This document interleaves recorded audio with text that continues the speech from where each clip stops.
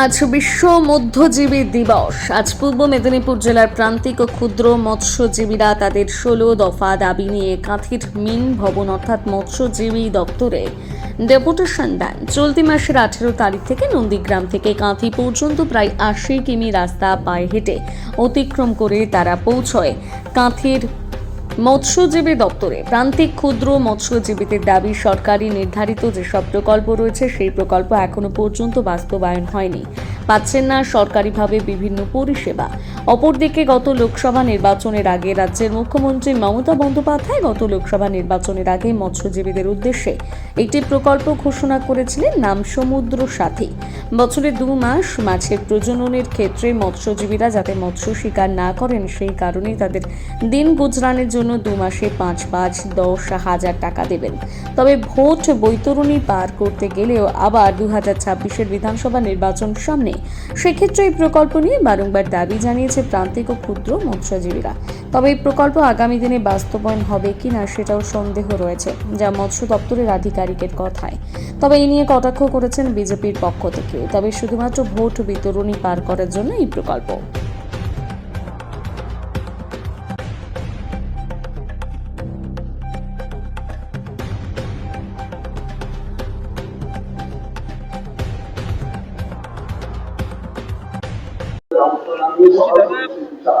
বছর কি পালা করে এইভাবে দাবি আপনারা জানিয়ে থাকবেন? তার দাবি সমূহ যে থাকছে, কেন সমাধান হচ্ছে না? সত্যি কথা বলতে, রাজ্য সরকারের এবং আমাদের রাজ্যের মৎস্য দপ্তরের সমুদ্র সাথী প্রকল্প নিয়ে যেভাবে আমাদের সাথে প্রবঞ্চনা করছে, এটা আমাদের কাছে খুব অসহায় লাগছে। আমরা অসহায় ছাড়া আর আমরা অন্য কিছু ব্যক্ত করতে পারছি না। আমরা মনে করি রাজ্য সরকার তিনি মানবিক, সবসময় সরকার মানবিক হবে, তার মানবিক দৃষ্টিভঙ্গি সবসময় তার প্রকাশ পাবে। কিন্তু দুটো ব্যান পিরিয়ড গেল, দুটো আর্থিক বাজেট গেল, কিন্তু প্রতিশ্রুতি পালনে এখনো তাদের কোনো ভূমিকা আমরা দেখতে পাচ্ছি না এবং কোনো ধরনের আমরা তাদের কাছ থেকে কোনো পাচ্ছি না, কোনো ফিডব্যাক তাদের কাছ থেকে পাচ্ছি না যে কেন তারা এই প্রকল্প বাস্তবায়নে এত গড়িমসি করছে, তাদের এই প্রবঞ্চনা প্রতারণা করার কারণ কি। তাই বাধ্য হয়ে আমরা জুনপুর থেকে পায়ে হেঁটে প্রায় কেনামারি থেকে শুরু করেছিলাম 18 তারিখ, আজকে আমরা এখানে এসে কাঁথিতে পৌঁছেছি। 80 কিলোমিটার পথ 4 দিনে পাড়ি দিয়েছি এই অসহায়তার জন্য। এই দাবিগুলো হবে এরকম মনে হচ্ছে, সামনে তো আবার নির্বাচন হয়েছে। আমরা চিরকালই আশাবাদী থাকি, কারণ গণতন্ত্রে এটাই আমাদের বিশ্বাস করায় এবং গণতন্ত্র এটাই আমাদের শেখায় যে আমাদের সবসময় ভরসা করতে হবে, এছাড়া আমাদের কাছে আর উপায় নেই।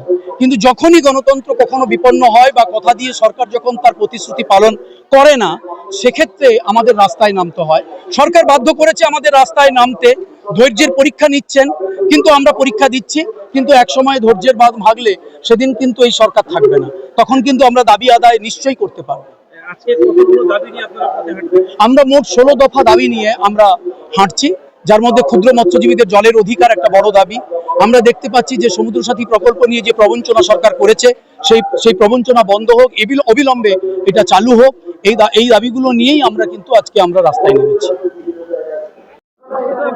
বছর কিন্তু মৎস্যজীবীরা তাদের একই দাবি সরকারের কাছে জানিয়ে আসছে, একটাও দাবি সঠিকভাবে পূরণ হচ্ছে না। শেষ পর্যন্ত মাঠে নেমেছে মৎস্যজীবীরা, প্রান্তিক মৎস্যজীবীরা। কি বলবেন? প্রান্তিক মৎস্যজীবীদের এই লড়াই তো শুধু নিজেদের জীবন জীবিকার জন্য নয়, আমাদের যে নদী, নালা, খাল, বিল, সমুদ্র, আমাদের তটভূমি, আমাদের তটভূমির মানুষজন সকলের সুস্থায়ীভাবে বেঁচে থাকার জন্য ক্ষুদ্র মৎস্যজীবীদের আন্দোলন। অবশ্যই নিজের জীবন জীবিকাও একটা প্রশ্ন। বাড়ন্ত ট্রলিং ফিশিং এর জন্য এমনি আমরা বিপর্যস্ত ছিলাম, তারপরে আবার দেখা যাচ্ছে যে মানে তটভূমিতে বিভিন্ন ধরনের কি বলে কারখানা হচ্ছে। আমাদের হলদিয়ার কারখানাগুলো দূষিত জল, কিংবা এই যে নিবিড় চিংড়ি চাষ, সেখান থেকে যে নিষ্কাশিত জল মানে বিষাক্ত জল, তারপরে এখানে বিভিন্ন ধরনের ফ্যাক্টরি তৈরি হচ্ছে সমুদ্রের ধারে। তো এই ধরনের দূষিত জল উইদাউট এনি ট্রিটমেন্ট, কোনো শোধন ছাড়াই সরাসরি গিয়ে মৎস্যক্ষেত্রে পড়ছে, খাল, বিল, নদী, নালা এবং সমুদ্রে। তাতে করে আমাদের যে খাল, বিল, নদী, নালা, সমুদ্রের ওপর নির্ভর করে থাকা মৎস্যজীবী মানুষজন, তাদের জীবিকা বারংবার বিপন্ন হচ্ছে। এবং এক্ষেত্রে আমাদের একটাই দাবি, সেটা হচ্ছে যে জলটাকে শোধন করে ফেলার ব্যবস্থা করা হোক, যাতে আমাদের মৎস্য সম্পদ ক্ষতিগ্রস্ত না হয়। তো এই লড়াই আমাদের চলতে থাকবে যতদিন পর্যন্ত আমাদের জন্য একেবারে সুস্থায়ীভাবে আমাদের রক্ষা করার জন্য, ক্ষুদ্র মৎস্যজীবীদের রক্ষা করার জন্য কেন্দ্র রাজ্য যৌথভাবে কোনো পরিকল্পনা না নেবে, ততক্ষণ পর্যন্ত আমাদের এই আন্দোলন চলতে থাকবে। আমরা চোখের সামনে দেখলাম আমাদের মাননীয় মুখ্যমন্ত্রী আমাদের কি বলে সমুদ্র সাথী প্রকল্প, সমুদ্র সাথী প্রকল্পটা হচ্ছে যে সময় মাছেদের প্রজননের জন্য আমাদের সমুদ্রে মাছ ধরা বন্ধ থাকে, ব্যান পিরিয়ড যাকে বলি আমরা।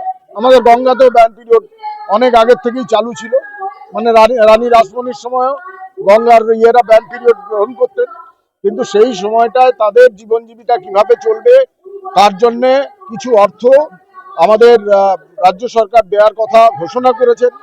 আমরা দাবি জানাচ্ছি সেটা দেওয়া হোক।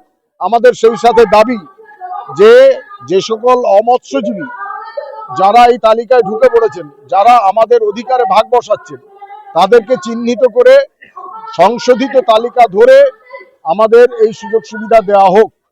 এই সকল দাবি নিয়ে আমরা আজকে রাস্তায়, এবং আগামী দিনেও আমরা আরো বড় আন্দোলন গড়ে তুলতে বাধ্য হব। আমরা জেনেছি আমাদের মানে সেন্ট্রাল গভর্নমেন্টের সিআরজেড স্কিম কিংবা সেন্ট্রাল গভর্নমেন্টের যে প্রধানমন্ত্রী মৎস্য সম্পদ যোজনায় অনেক বিষয় আছে, যে বিষয়গুলোতে আমাদের মৎস্য ক্ষেত্র বিপন্ন হয়ে যেতে পারে।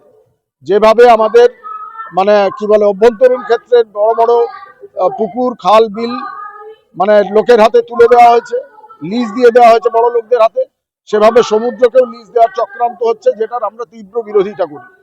এই সকল দাবিগুলো যতদিন না মানে মানা হচ্ছে, ততদিন আমাদের লড়াই চলতে থাকবে।